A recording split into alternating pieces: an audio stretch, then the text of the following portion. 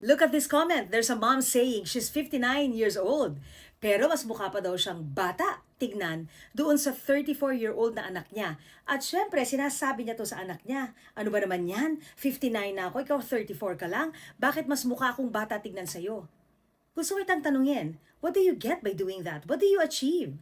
Ano ba yan, ang iinsulto ka ba? Meron ka bang gustong sabihin sa anak mo? Talagang kung pangit, kailangan ipamukha mo sa anak mo? Kasi kung meron kang concern sa anak mo at nababahala ka, kakausapin mo ng matino out of love. Kung sa palagay mo ay medyo malaki ba?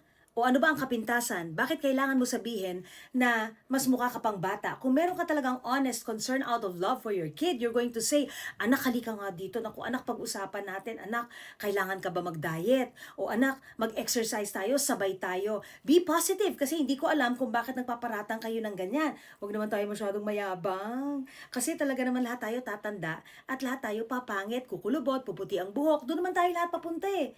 Pero bakit kailangan mo insultin yung anak mo? Hindi ko lang gets. Dapat kasi proud tayo sa mga anak natin, di ba? O yan tuloy, dahil iniinsulto mo, hindi ka tuloy kayong binibigyan ng pera. Think about that.